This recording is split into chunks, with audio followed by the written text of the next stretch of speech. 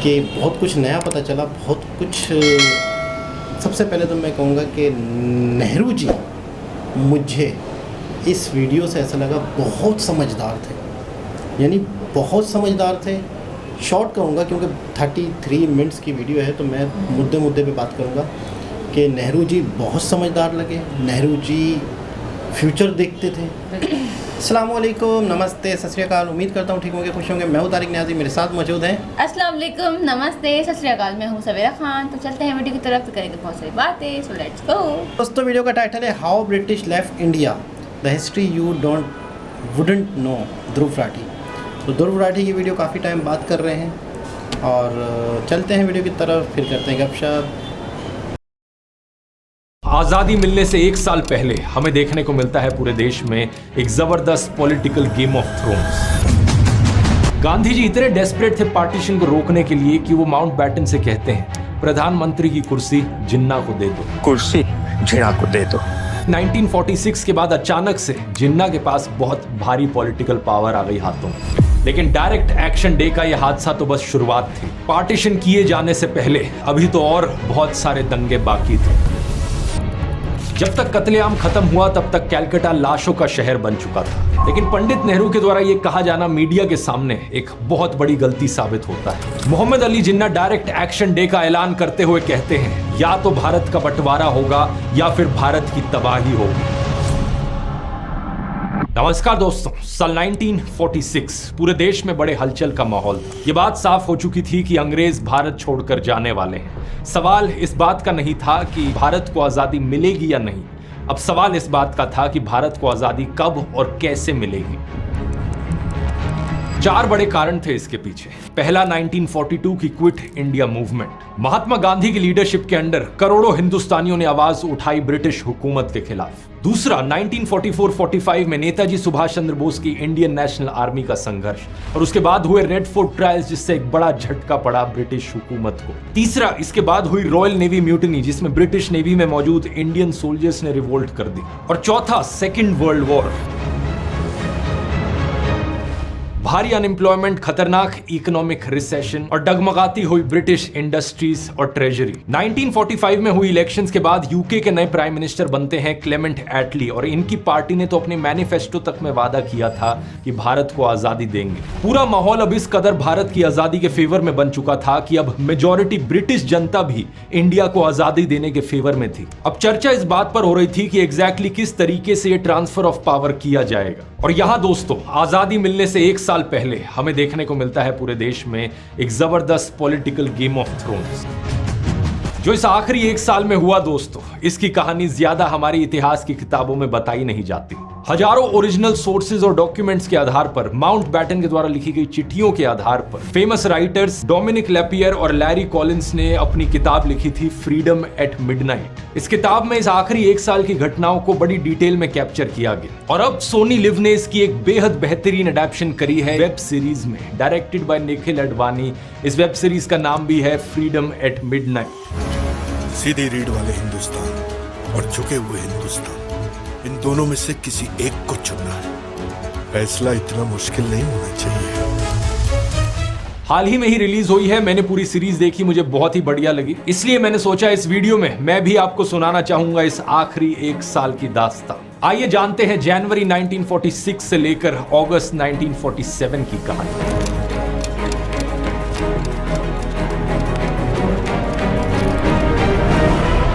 जनवरी 1946 में दोस्तों, इंडियन सब कॉन्टिनेंट का नक्शा कुछ ऐसा दिखता था। येलो कलर में है सारे ब्रिटिश इंडिया के प्रोविंसेस और पिंक कलर में है प्रिंसली स्टेट्स। प्रोविंसेस को बेसिकली स्टेट्स की तरह समझ लो। ब्रिटिश हुकूमत के अंदर जो स्टेट्स होती थी, टोटल में 17 प्रोविंसेस थे। इनमें से 11 में ऑलरेडी इलेक्शंस होती थी। सही सुना आपने, इलेक्शंस होती थी, क्योंकि ब्रिटिश सरकार ने साल 1935 में अपना गवर्नमेंट ऑफ इंडिया एक्ट 1935 पास किया था। इसके तहत इन प्रोविंसेस को काफी हद तक ऑटोनॉमी दी गई थी और इलेक्टेड लेजिस्लेटर्स और इंडियन मिनिस्टर्स का कॉन्सेप्ट भारत में इंट्रोड्यूस किया गया था। वो अलग बात है कि कई सारे इंपॉर्टेंट सब्जेक्ट्स में पावर ब्रिटिश ने अपने पास ही रखी थी, जैसे कि ब्रिटिश गवर्नर जनरल के पास पावर थी डिफेंस, फॉरेन रिलेशंस और वीटो राइट्स की। लेकिन फिर भी 1935 के बाद इंडियंस को इतनी आजादी दे दी गई थी कि हम खुद के पॉलिटिशियंस इलेक्ट कर सकते और उन पॉलिटिशियंस के पास कुछ हद तक पावर होती। इसलिए साल 1937 में पहली बार प्रोविंशियल इलेक्शंस होती हैं। इन इलेक्शंस में उस वक्त की अलग अलग पॉलिटिकल पार्टीज ने पार्टिसिपेट किया, जैसे कि कांग्रेस पार्टी, मुस्लिम लीग या सिकंदर हयात खान की यूनियनिस्ट पार्टी हो, और बहुत से इंडिपेंडेंट कैंडिडेट्स भी लड़े। इन इलेक्शंस में करीब 3 करोड़ हिंदुस्तानियों ने वोट दिया। हालांकि हर किसी को वोट देने का अधिकार नहीं था, कुछ रिस्ट्रिक्शंस रखी गई थी, जैसे कि आपके पास कुछ प्रॉपर्टी होनी जरूरी है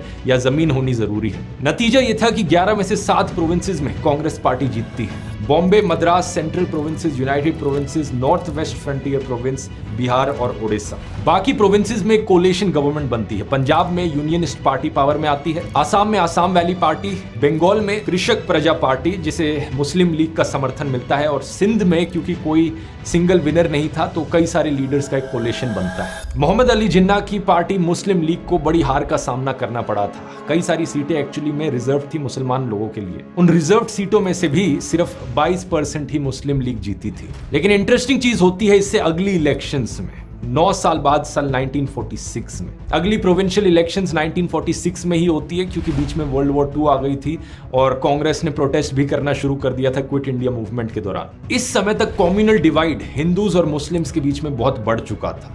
इसके पीछे कई कारण थे जिनकी बात मैं इस वीडियो में नहीं करूंगा, क्योंकि इसकी बात मैंने इन वीडियोस में ऑलरेडी करी है। बहुत लंबा इतिहास है इसके पीछे। एक बड़ा कारण यह था कि जिन्ना जैसे पॉलिटिशियंस ने भड़काऊ भाषण दिए, लोगों के अंदर डर भरा। One India is impossible realization. It will inevitably mean that the Muslim will be transferred from the domination of the British to the caste Hindu rule. और इसका नतीजा ये हुआ कि 1946 की इलेक्शंस में मुस्लिम लीग 11 में से 2 प्रोविंसेस जीत जाती है। बंगाल और सिंध पूरी तरीके से मुस्लिम लीग के कंट्रोल में चले जाता है। हालांकि बाकी जो 9 प्रोविंसेस थे उनमें कांग्रेस की जीत हुई थी, तो वहां पे कांग्रेस की सरकार बनती है। लेकिन पॉइंट यहां पर यह भी था कि सारे प्रोविंसेस में जितनी भी रिजर्व्ड मुस्लिम सीटें थी उनमें से 87% सीटें मुस्लिम लीग जीतती है। ऊपर से पंजाब के प्रोविंस में भी सिंगल लार्जेस्ट पार्टी मुस्लिम लीग थी। हालांकि सरकार उनकी नहीं बनी थी। सरकार इवेंचुअली बनती है कांग्रेस, अकाली दल और यूनियनिस्ट पार्टी की साथ में मिलकर। इस सब का मतलब यह था कि 1946 के बाद अचानक से जिन्ना के पास बहुत भारी पॉलिटिकल पावर आ गई हाथों में। ब्रिटिश को मजबूरन जिन्ना के साथ भी नेगोशिएट करना जरूरी था। वो सिर्फ कांग्रेस की मर्जी के अनुसार आजादी नहीं दे सकते थे, क्योंकि उनके पर्सपेक्टिव से ये डेमोक्रेसी है, यहाँ इलेक्शंस हुई थी और जनता ने यही लीडर्स चुने थे। जिन्ना सीधे तौर पर देश का बंटवारा चाहते थे, एक अलग पाकिस्तान का देश बनाना चाहते थे, और दूसरी तरफ कांग्रेस पार्टी के सभी लीडर्स पार्टीशन के खिलाफ थे। वो एक यूनाइटेड इंडिया रखना चाहते थे। इंटरेस्टिंगली अगर आप जिन्ना का इतिहास देखोगे तो 26 साल पहले वो खुद कांग्रेस पार्टी का हिस्सा हुआ करते थे और हिंदुओं और मुसलमानों को साथ में रखने की बात करते थे। साल 1950 में जब महात्मा गांधी साउथ अफ्रीका से इंडिया लौटे तो जिन्ना ने उनका स्वागत किया था। गुर्जर सभा में गांधी जी के साउथ अफ्रीका के किस्से जनता को सुनाए थे और उनकी तारीफ करी थी। जिन्ना के दादा प्रेमजी भाई मेघजी ठक्कर एक भाटिया राजपूत थे। उन्होंने इस्लाम में तब कन्वर्ट किया जब उस वक्त के ऑर्थोडॉक्स हिंदूज ने उन्हें एक्स कम्युनिकेट कर दिया था, जब उन्होंने फिशिंग बिजनेस में कदम रखा था। तो यानी कुछ पीढ़ी पहले जिन्ना का परिवार एक हिंदू परिवार था और जो सोशल कॉन्सिक्वेंसेस उन्हें सहने पड़े उससे बचने के लिए उन्होंने धर्म परिवर्तन किया था, ताकि वो अपना बिजनेस ठीक तरह से कर सके। साल 1920 में पहली बार दरार देखने को मिलती है जिन्ना और कांग्रेस के बीच में। जिन्ना गांधी जी के सिविल डिसोबीडियंस स्टाइल से असहमत थे। जब 1920 के नागपुर के सेशन में नॉन कोऑपरेशन रेजोल्यूशन पास हुआ तो वो उसके खिलाफ थे। उनका मानना था कि इस तरीके से आजादी नहीं मिल सकती। I feel compelled to oppose this motion. Mister Gandhi मुल्क को गलत राह पे ले जा रहे हैं। पार्टी छोड़ने के बाद जिन्ना ने कहा, मुझे इस स्यूडो रिलीजियस अप्रोच की पॉलिटिक्स से कोई लेना देना नहीं है। मैं कांग्रेस और गांधी जी से अलग हो रहा हूं। मैं मॉब हिस्टीरिया को बढ़ावा देने में विश्वास नहीं करता। उस समय जिन्ना इतने सेक्युलर थे कि उन्होंने गांधी जी की खिलाफत मूवमेंट का भी विरोध किया। ये मूवमेंट मुस्लिम मुद्दों पर थी और भारतीय मुसलमानों को अंग्रेजों के खिलाफ एकजुट करने के लिए शुरू की गई थी। लेकिन समय के साथ साथ कांग्रेस द्वारा नजरअंदाज किए जाने की भावना ने उनके एम्बिशन को जन्म दिया। लेट 1920s में जिन्ना पॉलिटिक्स को छोड़ देते हैं, लंदन चले जाते हैं लॉ की प्रैक्टिस करने के लिए। वो लौटते हैं सिर्फ मिड 1930s में, और जब वो लौटते हैं तो बिल्कुल ही बदला हुआ रूप उनका सामने दिखता है। लौटने के बाद वो अपने आप को इंडियन मुसलमानों का इकलौता स्पोक्स पर्सन घोषित कर देते हैं। I am the sole spokesman of Muslims in India. एक पाकिस्तान का देश बनाने के लिए वो कैंपेनिंग करते हैं भारत के second last viceroy Archibald Wavell के सामने। अब थोड़ा सा अपनी टाइमलाइन पर वापस आते हैं। फरवरी 1946 में रॉयल नेवी म्यूटिनी होती है और 24 मार्च 1946 को ब्रिटिश प्राइम मिनिस्टर क्लेमेंट एटली कैबिनेट मिशन को भारत भेजते हैं। ये एक 3 मेंबर कमेटी थी जो नेगोशिएशंस चालू करती है आजादी देने के लिए कांग्रेस पार्टी और मुस्लिम लीग के नेताओं से। इनके 3 मेन ऑब्जेक्टिव्स थे। पहला, वाइस रॉय के एग्जीक्यूटिव काउंसिल को फिर से बनाना। ये ब्रिटिश इंडिया सरकार का कैबिनेट था जिसमें सभी मिनिस्ट्रीज शामिल थी। वाइस रॉय वेवल ने प्रपोज किया कि वाइस रॉय और कमांडर इन चीफ को छोड़कर बाकी सारे मेंबर्स इस काउंसिल के इंडियन होंगे। लेकिन जिन्ना ने यहां पर कहा कि मैं तब तक एग्री नहीं करूंगा जब तक सिर्फ मुस्लिम लीग को अधिकार ना दिया जाए मुस्लिम मेंबर्स अपॉइंट करने का इस काउंसिल में। वो नहीं चाहते थे कि किसी भी और पार्टी का कोई मुस्लिम यहां इस काउंसिल में अपॉइंट किया जाए। वो खुद को मुसलमानों के इकलौते लीडर के तौर पर देखते थे। दूसरा ऑब्जेक्टिव, भारतीय नेताओं के साथ समझौता करना ताकि इंडिया के लिए एक नया कॉन्स्टिट्यूशन बनाया जा सके। इसके लिए एक कमेटी का गठन किया गया जिसे बाद में कॉन्स्टिट्यूएंट असेंबली ऑफ इंडिया के रूप में जाना गया। इसे बाद में जाकर लीड किया गया डॉक्टर बी.आर. अंबेडकर के द्वारा। और तीसरा ऑब्जेक्टिव यहां पर था सबसे इंपॉर्टेंट, इस चीज का एक फ्रेमवर्क तैयार किया जाए कि ज्योग्राफिकली और पॉलिटिकली इंडिया कैसा दिखेगा ब्रिटिश के जाने के बाद। 16 मई साल 1946 कुछ नेगोशिएशंस और डिस्कशंस के बाद कैबिनेट मिशन अपना प्लान सामने रखता है। We have decided on a united India that will look something like this. ये प्रपोज करते हैं कि इंडिया को 3 ग्रुप्स ऑफ प्रोविंसेस में डिवाइड कर दिया जाए। पहला सेक्शन ए जो हिंदू मेजॉरिटी एरियाज हैं, दूसरा सेक्शन बी जो नॉर्थ वेस्ट में मुस्लिम मेजॉरिटी एरियाज हैं और तीसरा सेक्शन सी ईस्ट में मौजूद मुस्लिम मेजॉरिटी एरियाज। बाकी जमीन जो प्रिंसली स्टेट्स के अंडर बची उनको लेकर ज्यादा कुछ कहा नहीं गया इस प्रपोजल में। इस प्रपोजल के अनुसार इंडिया कहने के लिए यूनाइटेड ही रहेगा, एक ही सेंट्रल गवर्नमेंट होगी, लेकिन उस सेंट्रल गवर्नमेंट के पास ज्यादा पावर्स नहीं होंगी। सिर्फ डिफेंस, एक्सटर्नल अफेयर्स और कम्युनिकेशंस की पावर उसे दी जाएगी और बाकी सारी जो पावर्स हैं वो इन ग्रुप्स ऑफ प्रोविंसेस में बांट दी जाएगी। क्योंकि इस प्लान के अनुसार काफी हद तक ऑटोनॉमी मिल रही थी मुस्लिम डोमिनेटेड एरियाज को, इसलिए जिन्ना इस प्लान को स्वीकार कर लेते हैं। जिन्ना ने प्लान मान लिया। अगर जिन्ना मान गया है तो हमें भी मान जाना चाहिए। बिल्कुल नहीं, धर्म के नाम पर लकीरें खींचने को हम कब से तैयार हो गए, और फर्क क्या रह गया हम में और जिन्ना में। लेकिन कांग्रेस शुरू में इस प्लान को स्वीकार नहीं करती क्योंकि कांग्रेस के लीडर्स यूनाइटेड इंडिया को लेकर अड़े हुए थे। वो ऐसी टूटी फूटी सरकार नहीं चाहते थे जिसमें जिन्ना के साथ काम करना पड़े। पंडित नेहरू दूसरे ऑब्जेक्टिव पर रेडी हो जाते हैं कि कॉन्स्टिट्यूएंट असेंबली में हम शामिल होना चाहते हैं। उनका आइडिया यह था कि एक बार हम सरकार बना ले तो बाद में जो कैबिनेट मिशन द्वारा दिया गया स्ट्रक्चर है इसमें हम ट्वीक्स कर सकते हैं। लेकिन पंडित नेहरू के द्वारा यह कहा जाना मीडिया के सामने एक बहुत बड़ी गलती साबित होता है। 10 जुलाई 1946 की बात है। नेहरू ऑलरेडी कांग्रेस प्रेसिडेंट बन चुके थे। बॉम्बे में एक प्रेस कॉन्फ्रेंस रखते हैं। बात करते वक्त वो मीडिया के सामने कहते हैं कि भले ही कांग्रेस ने कॉन्स्टिट्यूएंट असेंबली में हिस्सा लेने पर सहमति दे दी है, लेकिन जरूरत पड़ने पर कैबिनेट मिशन प्लान को बदलने का अधिकार भी कांग्रेस के पास है। जैसे ही नेहरू की ये स्टेटमेंट अखबारों में छपी तो जिन्ना को महसूस हुआ कि नेहरू अपनी विचारधारा थोपने की योजना बना रहे हैं। जिन्ना ने तुरंत जाकर कैबिनेट मिशन प्लान ठुकरा दिया और कांग्रेस के साथ काम करने को भी इनकार कर दिया। 29 जुलाई साल 1946 जिन्ना अपने घर पर एक प्रेस कॉन्फ्रेंस रखते हैं और ऐलान करते हैं कि मुस्लिम लीग संघर्ष शुरू करने की तैयारी कर रही है। उन्होंने कहा कि अगर मुसलमानों को अलग पाकिस्तान नहीं दिया गया तो वो डायरेक्ट एक्शन शुरू कर देंगे। अगले दिन 30 जुलाई को जिन्ना ऐलान करते हैं कि 16 अगस्त का दिन डायरेक्ट एक्शन डे होगा। वो कांग्रेस को चेतावनी देते हुए कहते हैं, हम युद्ध नहीं चाहते, अगर आप युद्ध चाहते हो तो हम आपके ऑफर को बिना झिझक स्वीकार करते हैं। या तो भारत का बंटवारा होगा या फिर उसकी तबाही होगी। अगर कांग्रेस जंग मान रही है तो हम इनकार नहीं करेंगे। डायरेक्ट एक्शन डे का एपिसेंटर बंगाल बनता है क्योंकि वहीं पर मुस्लिम लीग के पास सबसे ज्यादा पॉलिटिकल पावर थी। 1946 की इलेक्शंस में 250 में से 115 सीट्स मुस्लिम लीग जीती थी और कांग्रेस ऑपोजिशन में बैठी थी सिर्फ 62 सीट्स के साथ। उस वक्त बंगाल के चीफ मिनिस्टर थे हुसैन शाहिद सुहरावार्दी। इन्हें बुचर ऑफ बंगाल के नाम से जाना जाता है आज भी। वाइसरॉय वेवल ने एक बड़ी स्टेटमेंट दी थी इनके ऊपर।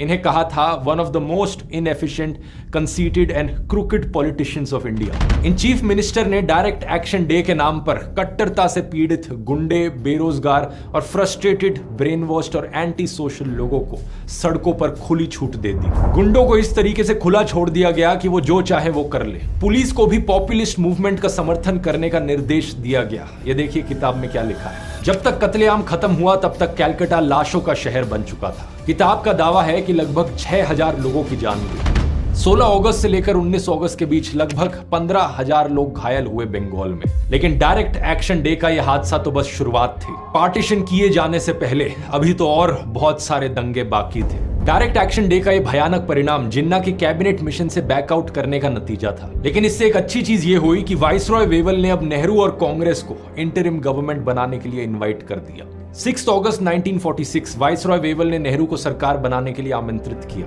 2 दिन बाद 8 अगस्त को वेवल ने कांग्रेस और मुस्लिम लीग के बीच दरारों को भरने की कोशिश की और जिन्ना को कांग्रेस के साथ सहयोग करने की सलाह दी। टाइमलाइन को थोड़ा समझो। यहां पर यह सब तब हो रहा था जब डायरेक्ट एक्शन डे की तारीख की घोषणा हो चुकी थी, लेकिन हिंसा भी शुरू नहीं हुई थी। हिंसा 16 अगस्त से होनी शुरू होती है और उससे ठीक एक दिन पहले 15 अगस्त 1946 को जिन्ना और नेहरू की मुलाकात होती है। नेहरू और जिन्ना दोनों सहमति जताते हैं कि कम्युनल प्रॉब्लम्स को केवल म्यूचुअल डिस्कशंस के जरिए सुलझाया जा सकता है। नेहरू कहते हैं कि विवादित मुद्दों को फेडरल कोर्ट के पास भेजा जाएगा और अगर प्रोविंसेस खुद मांग करें तो कांग्रेस ग्रुपिंग का प्रिंसिपल स्वीकार कर सकती है। जिन्ना को मनाने के लिए नेहरू कई सारी कंसेशंस देते हैं। वो ये भी कहते हैं कि कांग्रेस की जब नई सरकार बनेगी तो हम मुस्लिम लीग को 5 सीटें 5 मिनिस्ट्रीज दे देंगे। लेकिन फिर जिन्ना ये शर्त रखते हैं कि सिर्फ मुस्लिम लीग को ही मुसलमानों के लिए नॉमिनीज देने का अधिकार हो। ये एक ऐसी चीज थी जो कांग्रेस कभी मानने को तैयार नहीं थी। कांग्रेस एक सेक्युलर पार्टी थी, हिंदूज और मुस्लिम्स दोनों उसकी लीडरशिप में मौजूद थे। जिन्ना की ये डिमांड स्वीकार करने का मतलब होता कि कांग्रेस एडमिट कर ले कि सारे मुसलमानों का अधिकार सिर्फ जिन्ना के पास ही है और कोई पार्टी मुसलमानों से रिलेटेड कुछ कर ही नहीं सकती। इसलिए बातचीत किसी नतीजे पर नहीं पहुंचती। अगला दिन डायरेक्ट एक्शन डे होता है और उसके बाद कई दिनों तक बंगाल में भरपूर वायलेंस देखने को मिलता है। इन घटनाओं के करीब एक हफ्ते बाद 25 अगस्त 1946 को वाइसरॉय हाउस से एक घोषणा आती है। ये कहते हैं कि एक इंटरिम गवर्नमेंट की फॉर्मेशन की जाए। Thank you for accepting my invitation, but there is a condition. His Majesty the King has accepted the resignations of the present members of the Governor General's Executive Council. His Majesty has been pleased to appoint the following: Pandit Jawaharlal Nehru, Sardar Vallabhbhai Patel, Dr. Rajendra Prasad, Mr. M. Asif Ali, Mr. C. Gopalacharya, Mr. Sarat Chandra Bose, Dr. John Mathai, सरदार बलदेव सिंह। इन सभी लोगों को British सरकार के द्वारा interim government के तौर पर appoint कर दिया जाता है। 2 सितंबर से इंटरिम सरकार ऑफिस टेकअप करेगी, लेकिन इसके अलावा एक और चीज कही जाती है। 2 और मुस्लिम सदस्य हैं जिनकी नियुक्ति बाद में की जाएगी। इंटरिम गवर्नमेंट का मतलब होता है एक ट्रांजिशनल गवर्नमेंट। जब तक ब्रिटिश पूरी तरीके से इंडिया को नहीं छोड़कर चले जाते तब तक ये वाली सरकार ट्रांजिशन में देखरेख का काम करेगी। इस इंटरिम सरकार के द्वारा एक कॉन्स्टिट्यूएंट असेंबली बनाई जाती है, वो भी बड़ा इंटरेस्टिंग है। इसमें ड्राफ्टिंग कमेटी को लीड किया जाता है डॉक्टर B.R. अम्बेडकर के द्वारा। दिलचस्प बात यह है कि कई सारे लोग अक्सर भूल जाते हैं कि हमारी पूर्ण स्वराज की मांग के बावजूद 1947 में जो हमें आजादी मिली वो वास्तव में डोमिनियन स्टेटस था। हमें पूरी तरीके से आजादी एक इंडिपेंडेंट रिपब्लिक बनने की सिर्फ 1950 में ही मिली, जब हमारा संविधान लागू हुआ। अब कांग्रेस की विचारधारा पर अपॉइंट हुई ये इंटरिम सरकार को देखकर जिन्ना बेचैन हो जाते हैं। नेहरू का ऑफर ठुकराना महंगा साबित हुआ है कायद। मुस्लिम मेंबर नॉमिनेट करने का हक ही नहीं है। लीग का वजूद खतरे में आ गया है कायद। हम भी खेलेंगे, हम इंटरिम गवर्नमेंट ज्वाइन करेंगे। 15 अक्टूबर साल 1946 को वो फाइनली मान जाते हैं कि मुस्लिम लीग बिना किसी कंडीशंस के इस इंटरिम सरकार का हिस्सा बन जाएगी। लेकिन यहां भी एक ट्विस्ट था, जिन्ना खुद इसमें शामिल नहीं होते। अपनी जगह वो लियाकत अली खान को नॉमिनेट करते हैं। ये वही लियाकत अली खान है जो बाद में जाकर 1947 से लेकर 1951 तक पाकिस्तान के पहले प्रधानमंत्री बनते हैं। शुरुआत में मुस्लिम लीग को सिर्फ फाइनेंस मिनिस्ट्री दी गई, लेकिन नेहरू ने जिन्ना से वादा किया था कि वो 5 मिनिस्ट्रीज कम से कम मुस्लिम लीग को देंगे। तो बाद में जाकर उन्हें commerce, railway and communications, post and air, health और पार्लियामेंट्री अफेयर्स, लॉ मिनिस्ट्री भी उन्हें दे दी गई। इस पॉइंट ऑफ टाइम पर शायद आपको देखकर लगे सब सही चल रहा है, एक बैलेंस्ड इंटरिम सरकार बन गई है तो एक यूनाइटेड इंडिया रह सकता है, पार्टीशन कराने की जरूरत नहीं पड़ेगी। लेकिन कुछ ही महीनों बाद चीजें धीरे धीरे बिगड़ने लगी। कांग्रेस और मुस्लिम लीग के लिए एक साथ काम करना लगातार मुश्किल होता गया। बिना लीग की इजाजत के ये कानून पास नहीं हो सकता है।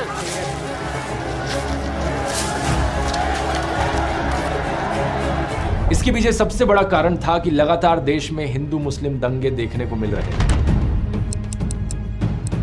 इस नई इंटरिम सरकार के बनने के कुछ ही हफ्तों बाद बंगाल प्रोविंस के फार ईस्टर्न हिस्से में एक बहुत बड़ा दंगा होता है। नोआखली एक ऐसा इलाका था जहां ज्यादातर मुस्लिम्स रहते थे और ये ज्यादातर लोग आर्थिक रूप से बड़े पिछड़े हुए थे। ये अपनी खेती और बुनियादी जरूरतों के लिए हिंदू मनी लेंडर्स पर निर्भर रहते थे। लेकिन 1930 में आई ग्रेट डिप्रेशन के समय इन रिश्तों में खटास आने लगी थी। 2 महीने पहले हुए कैलकाटा दंगों के बाद इस इलाके में भी नफरत अपनी चरम सीमा पर पहुंच चुकी थी। 10 अक्टूबर साल 1946 नोआखली में करीब 200 स्क्वायर मील के इलाकों में हथियार लिए भीड़ लूटपाट करने लगती है, आग लगाई जाती है और हत्याएं देखने को मिलती हैं। इस दौरान फोर्स्ड कन्वर्जन्स भी देखने को मिलते हैं जिन्हें चीफ मिनिस्टर सुहरावर्दी ने भी स्वीकार किया, लेकिन उन्होंने ना ही कोई कदम उठाया इसे रोकने के लिए और ना ही प्रभावित इलाकों में कोई दौरा किया। दंगों के बाद भारी रेफ्यूजीज की भीड़ कैलकाटा की तरफ आई। रोज के करीब 1200 से ज्यादा लोग कैलकाटा पहुंचते। सबसे ज्यादा सहानुभूति इन दंगों के बाद अगर किसी लीडर में थी तो वो महात्मा गांधी में थी। गांधी जी इन घटनाओं से बेहद दुखी थे और खुद जाकर देखना चाहते थे कि एक ही मिट्टी के लोग एक दूसरे के खिलाफ इस कदर कैसे खड़े हो गए। 6 नवंबर साल 1946 को गांधी नोआखली जाते हैं और उस दिन से लेकर फरवरी 1947 तक वहीं रहते हैं। नंगे पैर चलते हुए वो नोआखली के सारे 47 गांवों का दौरा करते हैं और लगभग 180 किलोमीटर की यात्रा करते हैं। उनकी जो कोशिश थी हिंदू मुस्लिम दंगों को रोकने की, वो इस लेवल की थी कि आज तक किसी लीडर ने उसके बाद से मुझे नहीं लगता कि इस लेवल का काम किया होगा कम्युनल यूनिटी बढ़ाने के लिए। गांधी जी एक एक गांव में जाते पैदल चलकर और हर गांव में तलाश करते कि एक हिंदू और एक मुस्लिम नेता मिले। फिर वो उनसे बातचीत करते, उन्हें मनाते कि वो एक ही घर में रहें, एक ही छत के नीचे साथ रहें और पूरी गांव की शांति के गारंटर बन जाए। हर एक गांव में जाकर उन्होंने यही चीज रिपीट करी कि एक हिंदू नेता एक मुस्लिम नेता दोनों को साथ में मिलाओ और दोनों को लीडरशिप का रोल दो। गांव वालों को पूरी तरीके से शांति बनाए रखने की गारंटी दी जाए। गांव वालों को कम्युनल हार्मनी का एक जीता जागता उदाहरण दिखाया जाए। जब किसी ने गांधी जी से पूछा कि वो दिल्ली में कांग्रेस की जिन्ना के साथ बातचीत में मदद करने की बजाय नोआखली में क्यों है, तो उन्होंने पता है क्या जवाब दिया? A leader is only a reflection of the people he leads. Their desire to live together in peaceful neighborliness will be reflected by their leaders. अगर जनता एकजुट होकर शांति से रहने लग जाए तो यही चीज पॉलिटिशियंस में भी रिफ्लेक्ट होने लगेगी। गांधी जी का मानना था कि सबसे पहले लोगों को आपस में शांति रखनी होगी। उनका यह भी मानना था कि अगर सभी लोग देश में रहने वाले ऐसा करने लगे तो पार्टीशन किसी भी हाल में नहीं होगा। उनका पूरा समय नोआखली में यह सुनिश्चित करने के लिए था कि एक यूनाइटेड इंडिया में यूनिटी बनी रहे और हर कोई मिलजुल कर रहे। दूसरी तरफ पंडित नेहरू का मानना था कि गांधी जी भारत के शरीर पर एक घाव से दूसरे घाव को ठीक करने की कोशिश कर रहे थे। उन्होंने कहा वो मरहम लेकर भारत के शरीर पर एक एक घाव को ठीक करने की कोशिश कर रहे हैं, बजाय इसके कि वे इन घावों के कारण को पता लगाएं और शरीर के समग्र इलाज में हिस्सा लें। दोनों ही नेहरू और गांधी अपनी जगह सही थे। गांधी जी ने जो संघर्ष किया नोआखली में, उसकी सफलता उन्हें देखने को मिली। कुछ महीने बाद बंगाल से सभी दंगों की खबरें खत्म हो गई थी, लेकिन वो अकेले एक ही आदमी थे। कितनी जगहों पर जाकर दंगे रोकते। 24 अक्टूबर साल 1946 बिहार में हिंदुओं ने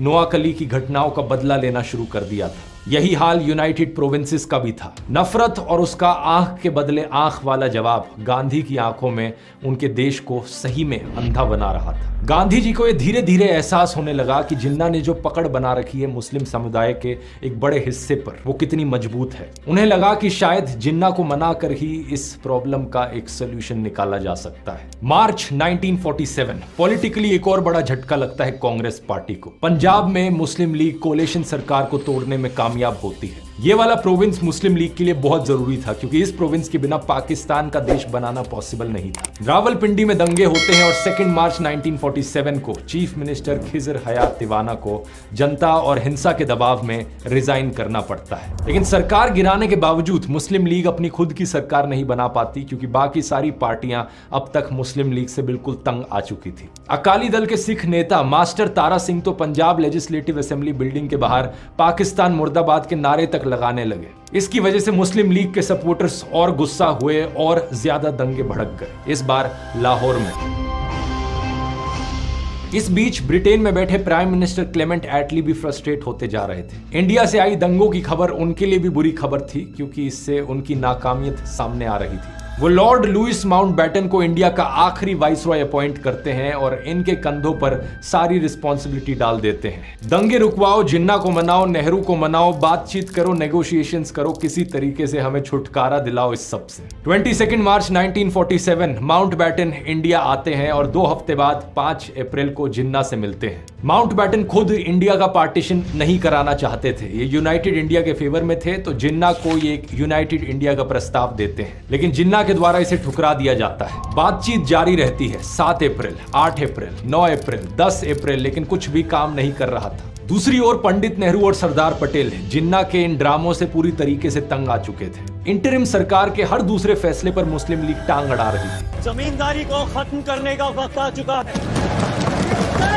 जमींदारों का अपनी जमीन पर कानूनी हक है जिसे सरकार छीन नहीं सकती। सरकार को काम करने ही नहीं दिया जा रहा था और पूरे देश भर में खबर सुनने को मिल रही थी दंगों की। इस सब के चलते नेहरू और सरदार पटेल ने आपसी बातचीत करके इस इंडिपेंडेंट पाकिस्तान के विचार को स्वीकार कर लिया था। उन्होंने ये देख लिया था कि अगर सरकार इसी तरीके से आगे चलती रही तो ये देश किसी भी लायक नहीं बचेगा। इसलिए कांग्रेस पार्टी में सभी लोग आखिरकार पाकिस्तान को एक इंडिपेंडेंट स्टेट के रूप में मानने वाले प्लान को स्वीकार कर लेते हैं। लेकिन एक इंसान अभी भी इसके सख्त खिलाफ थे, महात्मा गांधी। गांधी अपनी तरफ से अभी भी पूरी कोशिश कर रहे थे कि देश का बंटवारा ना हो, देश को यूनाइटेड रखा जा सके। 1 अप्रैल 1947 को इसी मामले में गांधी माउंटबैटन से मिलते हैं। इस मीटिंग की कई सारी ओरिजिनल फोटोज और वीडियोस एक्चुअली में मौजूद हैं, जिन्हें आप स्क्रीन पर देख सकते हैं। गांधी माउंटबैटन से रिक्वेस्ट करते हैं कि प्लीज इंडिया का बंटवारा मत करो। Please lord Louis, don't do it. Mountbatten जवाब में कहते हैं कि बंटवारा करना उनका आखिरी विकल्प है। वो ये तभी करेंगे जब इसके अलावा कोई और रास्ता नहीं बच जाएगा, और अभी उन्हें इसके अलावा कोई रास्ता दिख नहीं रहा है। I can hand on heart assure you that dividing India is the last thing I want. It's a solution that I refuse to resort to if there's any other choice.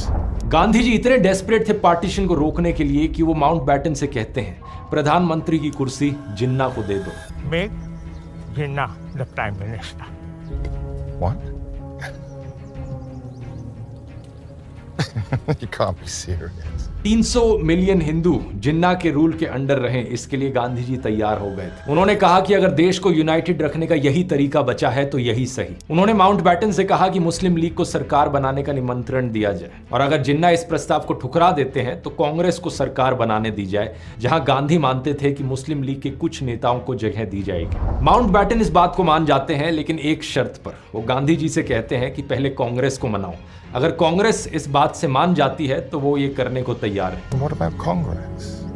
Oh, hang out to dry. Leave that to me. Jawahar and Sardar are like my sons. At my word, they will do or die. Gandhi ji बड़े confident थे कि पंडित नेहरू और सरदार पटेल उनकी सुन लेंगे। वो उनके पास जाते हैं ये ऑफर लेकर, उनसे रिक्वेस्ट करते हैं कि जिन्ना को प्रधानमंत्री बनने दिया जाए। कुर्सी ज्यादा प्यारी है क्या देश? अब इस बात का भी जवाब देना पड़ेगा बापू। तो देश रखो और कुर्सी जिन्ना को दे दो। लेकिन नेहरू और सरदार पटेल दोनों देख चुके थे कि जिन्ना किस टाइप का इंसान है। इंटरिम सरकार में महीनों तक मुस्लिम लीग के साथ काम करने के बाद वो किसी भी हालत में इस चीज को स्वीकार करने को तैयार नहीं थे। दोनों पंडित नेहरू और सरदार पटेल गांधी जी की इस रिक्वेस्ट को ठुकरा देते हैं। जीवन भर आपके पीछे चलता रहा, माफ कर जाओ, आज नहीं चल पाऊंगा। Sacrifices so many cannot be, will not be forgotten in the face of the ambition of one man. Gandhi ji के लिए ये एक बहुत ही दर्दनाक और शॉकिंग मोमेंट था, क्योंकि इस पॉइंट ऑफ टाइम तक नेहरू और पटेल हमेशा गांधी जी की सुनते थे, उनकी बातें मानते थे और उन्हीं की राह पर चलते थे। लेकिन इस पॉइंट पर वो किसी भी हालत में हाँ करने को तैयार नहीं थे। अब जब पार्टीशन पर सहमति बन चुकी थी तो माउंटबैटन एक नया प्लान तैयार करते हैं, डिकी बर्ड प्लान। 2 मई 1947 को ये प्लान ब्रिटिश कैबिनेट में पास होता है, लेकिन यहाँ भी थोड़ा ड्रामा देखने को मिलता है। माउंटबैटन ने अपने प्लान में एक अलग से क्लॉज जोड़ दिया था। इन्होंने कहा कि हर एक प्रोविंस के पास ऑप्शन है, या तो वो इंडिया के साथ जुड़े या पाकिस्तान के, या फिर वो इंडिपेंडेंट रहे। ये क्लॉज मेनली सिर्फ बंगाल प्रोविंस पर लागू होना था। अगर बंगाल वाला प्रोविंस चाहता है कि वो एक अलग देश बने, जो कि आज के दिन बन ही गया है, लेकिन उस वक्त चीफ मिनिस्टर सुहरावर्दी ने माउंटबैटन को यह साबित कर दिया था कि बंगाल के हिंदू कांग्रेस लीडर्स भी एक इंडिपेंडेंट स्टेट बनाने के पक्ष में थे। तो माउंटबैटन की ये 3 नेशन थ्योरी थी। और पता है इंटरेस्टिंग चीज क्या है कि जिन्ना भी इस 3 नेशन थ्योरी के फेवर में थे। उनका मानना था कि बंगाल में रहने वाले लोग वेस्ट पाकिस्तान में रहने वाले लोगों से काफी अलग हैं, इसलिए वो एक अलग देश बने, इसमें उन्हें कुछ गलत नहीं लगता। लेकिन पंडित नेहरू को इस बात से बड़ी प्रॉब्लम थी। 559 प्रिंसली स्टेट्स, सबको अगर ये ऑप्शन दिया जाए कि इंडिया, पाकिस्तान या इंडिपेंडेंट रहना, तो देश बचा ही कहां। जब ये प्लान ब्रिटेन में पास हुआ तो माउंटबेटन ने इसे जिन्ना को दिखाने से पहले नेहरू को दिखाया। नेहरू ने जब ये पढ़ा तो उन्होंने अपना पूरा आपा खो दिया। उन्हें बहुत गुस्सा आया माउंटबेटन के ऊपर। उन्होंने सीधा कहा कि ये प्लान हमें आजादी नहीं दे रहा है, ये प्लान भारत को तोड़ने की बात कर रहा है, छोटे छोटे हिस्सों में तोड़कर रख देगा ये इंडिया को, हमें बैल्कनाइजेशन देखने को मिलेगी। These Maharajas are left to their own devices. India will be divided into 500 fragments. You will not come to this. What if it does? After 3 centuries of divide and rule, leave us at fragment and quit.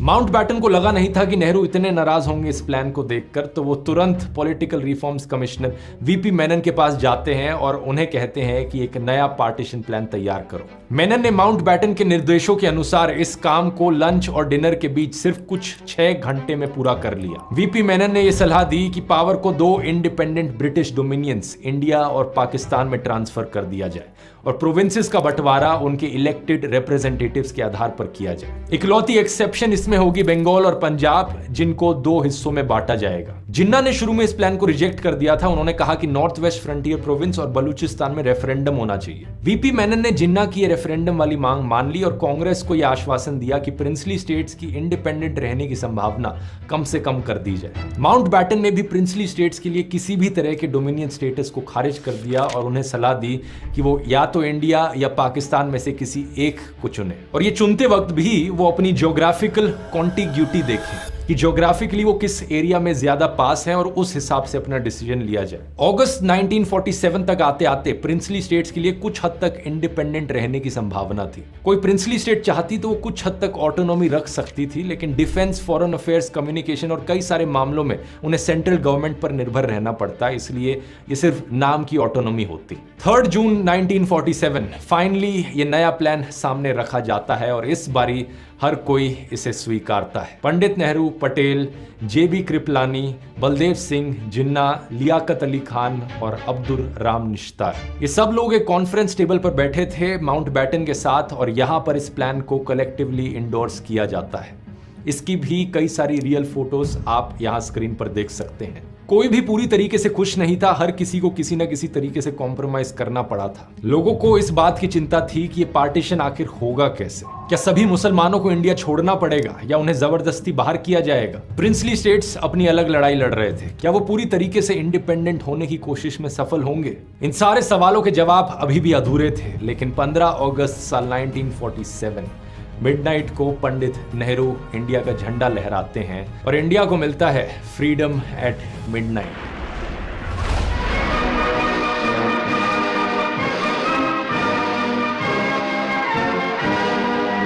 आगे जो partition होता है, करीब 1.5 करोड़ लोग migrate करते हैं, 10 लाख से ज्यादा लोग मारे जाते हैं और रातों रात जबरदस्ती रिलीजियस कन्वर्जन्स देखने को मिलती हैं। 75,000 से ज्यादा महिलाओं की किडनैपिंग्स और रेप्स होते हैं। यहाँ ये भी अपनी अलग कहानी है कि कैसे सारी प्रिंसली स्टेट्स को यूनाइट करने का काम किया जाता है सरदार पटेल के द्वारा। इस पर एक अलग वीडियो बन सकता है। अगर आपके पास थोड़ा टाइम हो तो जरूर मैं आपको रेकमेंड करना चाहूंगा सोनी लिव पर यह web series Freedom at Midnight. मैंने जो आपको एक कहानी सुनाई, एक शॉर्ट वर्जन था। एक्चुअली में ये सीरीज 7 एपिसोड लंबी है, हर एक एपिसोड 40 मिनट से लेकर 1 घंटे तक का है। तो बहुत सारी ऐसी चीजें हैं जो मैं इस वीडियो में नहीं बता पाया हूं। बहुत सारे ऐसे इंटरेस्टिंग फैक्ट्स और भी ज्यादा ऐसी अननोन चीजें जिन्हें जानकर आप भी हैरान हो जाएंगे। जैसे कि सरदार पटेल और पंडित नेहरू की दोस्ती कैसी दिखती थी, एक दूसरे से वो किन चीजों में सहमत थे और किन चीजों में उनकी असहमति सामने आती थी, एक दूसरे से उनके विचार एक्चुअली में कितने मिलते जुलते थे। इस चीज को बहुत बढ़िया और डिटेल्ड तरीके से डिपिक्ट किया गया है, इसलिए मैं ये सीरीज जरूर रेकमेंड करूंगा। और आजकल वैसे भी कई सारी फिल्में बनती हैं हिस्ट्री पर जिनमें ढेर सारा प्रोपेगेंडा मिला होता है, चीजों को तोड़ मरोड़ के पेश किया जाता है, लेकिन इस सीरीज में ऐसा नहीं है। ये सीरीज पूरी तरीके से किताब पर आधारित है और ये किताब 1975 में लिखी गई थी, बहुत भारी रिसर्च के बाद। किताब को लिखने वाले ऑथर्स ने डायरेक्टली इंटरव्यूज लिए थे माउंटबेटन के। तो अगर इस बुक को पढ़ने का भी मौका मिले जरूर पढ़कर देखना। उम्मीद करता हूं ये वीडियो इन्फॉर्मेटिव लगा होगा। अगर पसंद आया तो 2 और वीडियोस मैं आपको रेकमेंड करना चाहूंगा जो इससे पिछले इवेंट्स के बारे में है। पहला ये वीडियो क्विट इंडिया मूवमेंट के ऊपर 1942 से लेकर 45 में जो इवेंट्स हुए थे उनकी डिटेल में बात करी है मैंने। दूसरा ये वीडियो नेताजी सुभाष चंद्र बोस के ऊपर जिसमें सारे related events Indian national army और नेताजी बोस की कहानी पर बताए। यहां क्लिक करके आप क्विट इंडिया मूवमेंट वाला वीडियो देख सकते हैं और यहां क्लिक करके आप नेताजी सुभाष चंद्र बोस वाला वीडियो देख सकते हैं। बहुत बहुत धन्यवाद।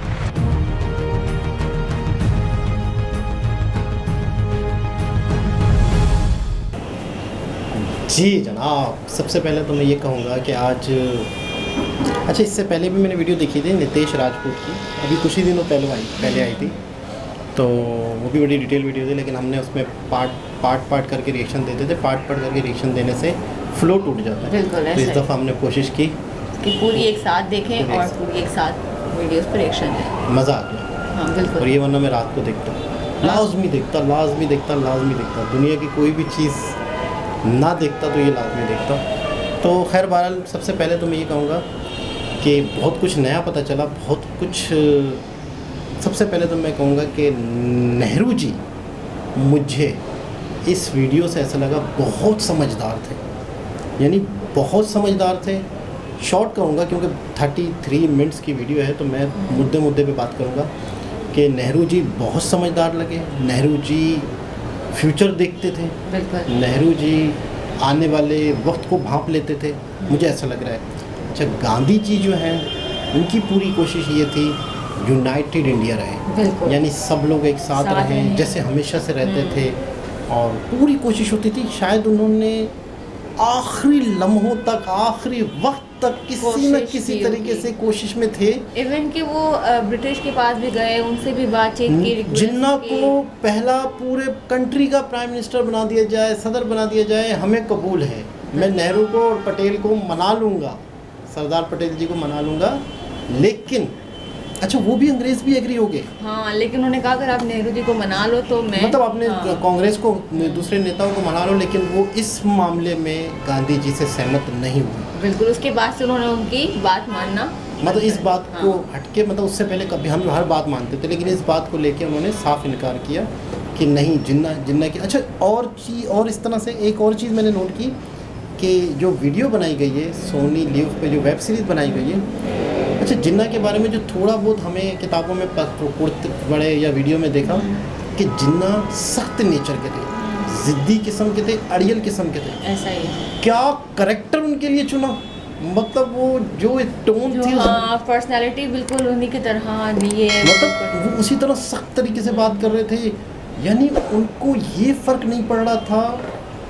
अफसोस के साथ कहना पड़ रहा है, कितना खून बहेगा, कितना खून खराबा होगा, उन्हें कोई सरोकार नहीं था सिवाय इसके कि एक टाइटल जिन्ना जो अपने माथे पे हमेशा के लिए लिखवा के चले गए, कामयाब हो गए।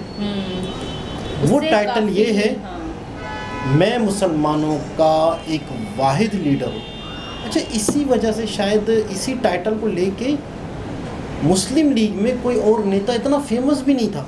ज़्यादा से ज़्यादा लियाकत अली ख़ान शायद बहुत अच्छे दोस्त थे इनके, और पहले वो बने थे वज़ीर आज़म, ठीक है ना, तो शायद उसके अलावा मुस्लिम लीग के कोई नेता, कोई अब जैसे सरदार पटेल हैं, नेहरू जी हैं, सुभाष चंद्र बोस हैं, बहुत सारे ऐसे हैं, और उनका मतलब नाम है या उनके बारे में पता चलता है कि यार वो कांग्रेस के नेता थे। हाँ, कांग्रेस में काफ़ी सारे थे, लेकिन यहाँ पर मुस्लिम लीग में सिर्फ एक जिन्ना थे वाहिद, जो अकेले लड़ रहे थे। लेकिन वही वाली बात है कि ये तो अना की जंग थी। मुझे ऐसा लग रहा है कंट्री बनाने की अपने आप में थे वो कि दुनिया में लोग मरे जिए, कितना नुकसान होगा, आवाम के बारे में नहीं सोचा जी। अब आप ये देखें ना कि जब वो बन गया पाकिस्तान, कितना खून खराबा, कितने लाखों हजारों लोगों की जान कुर्बान हुई, रातों रात आपने इधर से उधर किडनैप हुए और पता नहीं क्या खवातीन के साथ, मतलब यूँ समझ लो कि एक जुल्म की ख़तरनाक दास्तान हुई है। ऐसा ही। लेकिन वो सिर्फ़ और सिर्फ एक शख्स की, मुझे लग रहा है, अना का नतीजा था, और पूरी कोशिश ये थी, शायद पता नहीं क्या हालात होते। फ़र्ज़ करते हैं, तस्वुर करें कि अगर एक ही होता कंट्री और जिन्ना को टीवी थोड़ा पहले हुआ होता। अच्छा, इसमें वो वाली बात नहीं डाली गई। अच्छा वो वाली बात मुझे बड़ी अच्छी लगी कि गांव-गांव जाके गांधी जी ने मुझे बहुत इम्प्रेस किया उस बात बहुत ज़्यादा हर मुस्लिम और उसको हिंदू को। अच्छा आइडिया कितना अच्छा था कि एक घर में रहेंगे और फिर उस गांव के अंदर मतलब साइंसी बात है, मुसलमानों का जो लीडर होगा वहाँ का उसको पकड़ा। अच्छा लीडर ही जो वहाँ के होते हैं ना इलाकाई तौर पे वही तो फसाद होते हैं, वही तो भड़काते हैं। वहाँ के जो मुसलमानों को जो मुसलमान उस गांव के एक बंदे को मान रहे हैं, मुसलमान को तू हमारा बड़ा है, तू जय कह हम करें, हिंदू को तू जो कह हम करें, दोनों को दोस्त बना के दोनों को दोस्त बना के दोनों उसको एक ही घर के में रहेंगे और इस गांव के अंदर कोई फसाद नहीं होने देंगे। कामयाबी भी हुई इसमें काफ़ी हद तक, तो वो मुझे बड़ा अच्छा लगा, मुझे फर्स्ट टाइम पता चला, बहुत खुशी हुई। तो बाकी ध्रुव राठी की वीडियो आपको कैसी लगी?